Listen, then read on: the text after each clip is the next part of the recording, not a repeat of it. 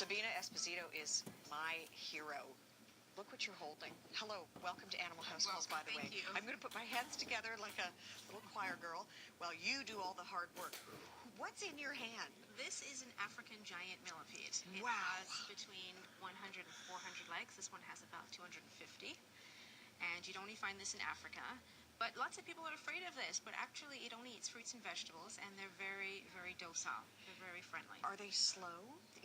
Slow, yes, they're very slow. They're not like their cousins, which are the centipedes that you find. Centipedes are meat eaters, but these are vegetable eaters, so they can be as slow as they want because their vegetables aren't going anywhere, right? Is this the front, the face, the head? It is. Yes, the and I head, see it looks like tentacles or the antennae. antennae, yes. Yes. So that's how you know it's the head. That's right. Now, I'm amazed.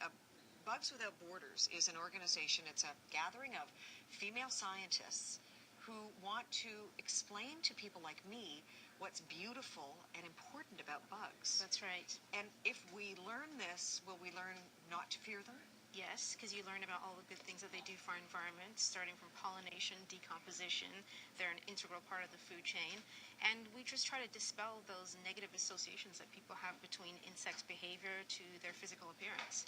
When did you first realize that you really admire and respect and want to learn more about bugs? Were you a little girl when that happened? Yeah, when I found out about what they do for us, just how the importance of them are. I mean, our world would crumble if we didn't have insects in it. I mean, just be a couple of months. I mean, scientists predict if insects weren't around, it would just take, 6 or 7 months, and we would feel the effects right away. So. And yet most people get a swatter out or a shoe and they want to squish them, and that's right. Tragic. What's in here? This one is the Vietnamese stick insects. Now, we do have stick insects in Canada, but these ones are Vietnamese. And they really do look like a stick. I mean, if you walk by this in the woods, if it didn't move, you'd probably just think, well, it's a twig. That's right. And that's what they want you to think because they don't want anything to eat them. The great thing about these is when they're babies, when they're juveniles, they can drop off their leg and regrow one in their next shedding cycle. But they do look like a stick, right? What do they eat? They eat different types of plants.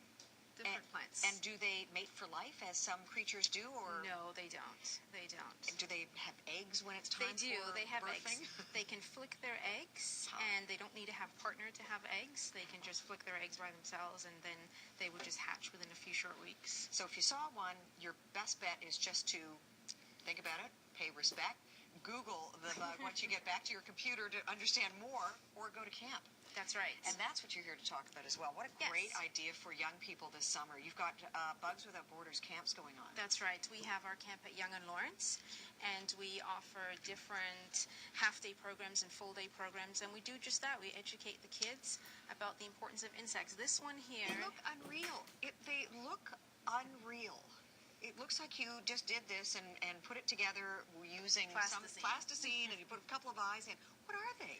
These are caterpillars. These are the silkworm caterpillars. This is responsible for where you get your silk, from silk scarves and bed sheets and all the materials of the world. Does it hurt them to have their silk harvested?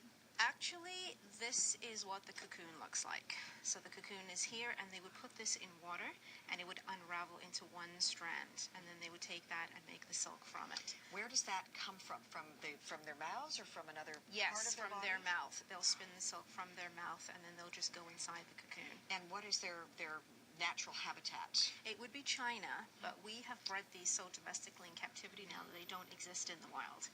It's actually quite sad, but yeah, I think it is. Yes, but yeah, it still remains today the natural source of silk. Do we have time? I think we've got about 20 seconds. And if people want to find out more about Bugs Without Borders, they just can go to your website to find out more. And can you imagine sending your kid to camp and they get to hold on to hissing cockroaches?